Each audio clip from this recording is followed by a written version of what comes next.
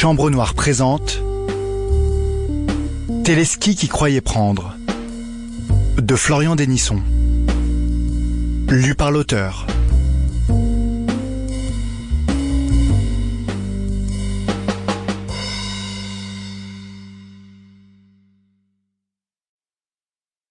Chapitre 1.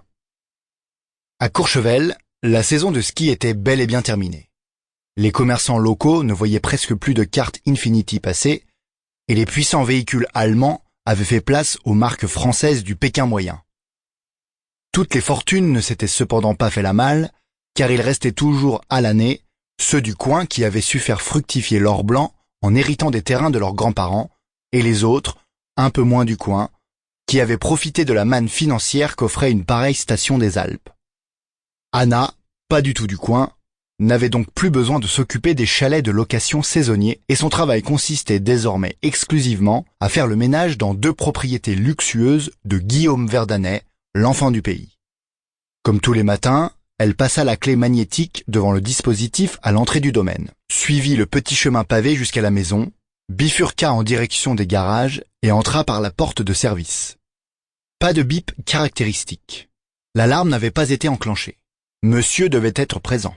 Il s'agissait de se faire la plus discrète possible, aussi décida-t-elle de commencer son tour par la buanderie. Traversant l'immense cuisine à pas de velours, elle ne remarqua pas les quelques bibelots de valeur manquants, ni même le vide artistique provoqué par l'absence d'un tableau de Gers sur le mur qu'elle longeait. Ce que son regard ne put cependant éviter lui provoqua un haut le cœur et la pauvre Anna tourna immédiatement de l'œil. Au beau milieu du salon, monsieur gisait, face contre terre, son sang coagulé maculant ce beau tapis d'Orient qu'elle avait pourtant réussi à ravoir à plusieurs reprises, même après les tâches les plus coriaces de soirées trop arrosées. Ce n'est que lorsqu'elle reprit connaissance qu'elle put enfin finir le cri qu'elle avait étouffé à la vue du cadavre.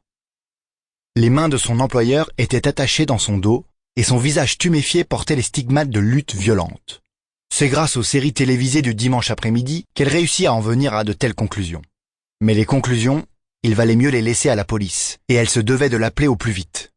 Elle sortit un téléphone portable de sa poche, et se sentit complètement idiote à fixer son propre reflet dans l'écran en veille de celui-ci.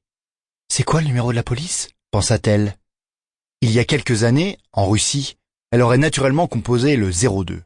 Mais ici, en France, elle n'avait aucune idée du bon numéro. Souhaitant en finir au plus vite avec cette histoire, elle décida d'appeler son mari, gardien à l'hôtel Les Bleuets, toujours au courant de tout et ne séchant sur rien. Oui, elle était toujours dans la maison. Non, elle n'avait pas vérifié si elle était bien seule. Et oui, elle allait s'empresser de sortir de là. Comme si elle venait seulement de réaliser qu'un crime atroce venait d'être commis, elle s'élança vers la sortie, laissant balai, éponge et cadavre derrière elle. Semblant hors de tout danger, sur le trottoir d'en face, la mine déconfite et le teint blafard, Anna accueillit quelques minutes plus tard les gendarmes et s'autorisa enfin à pleurer à chaudes larmes alors qu'on l'interrogeait sur les circonstances exactes de la découverte du corps. Chapitre 2. Au pied de port à la Sainte-Scolasse, Gérard, le taulier, était occupé à gueuler sur quiconque aurait osé croiser son regard après avoir malencontreusement fait tomber un plateau de verre à vin. Rien n'était jamais de sa faute, et quand bien même cela l'eût été, il aurait trouvé le moyen de mettre ça sur le dos de Vlad, qui était sorti de la cuisine un peu trop violemment à son goût. Une mauvaise nouvelle n'arrivant jamais seule, voilà que Gabriel, dit le poulpe, faisait son entrée dans l'établissement avec une tête de 3 pieds de long. « Qu'est-ce qui va pas, le poulpe ?»« Le bureau de tabac en bas de la rue est fermé, j'ai pas mon journal. »« Va falloir que tu t'y habitues. Le type a vendu, ils sont en train de faire des travaux. Ça va être une parfumerie ou un truc d'huiles essentielles, j'ai pas trop compris. »« T'as le Parisien ?»« Figure-toi qu'un type s'est tiré avec mon seul exemplaire ce matin. » Gabriel balaya ses mauvaises ondes d'un revers de la main et entreprit tout de même de prendre un café accompagné de quelques tartines. Au bout du bar, un clampin avait eu plus de chance que lui niveau presse et lisait tranquillement son journal en sirotant un demi. Si sa jauge de mauvaise humeur descendait sous le seuil acceptable, il irait peut-être lui taper la causette dans le but de lui soutirer son quotidien. On lui apporta son café et ses tartines, et Gabriel Lecouvreur commença à se détendre quelque peu. En plus, le type au journal avait l'air d'être au bout de son demi, et la façon dont il commençait à plier le papier imprimé... Sample complete. Ready to continue?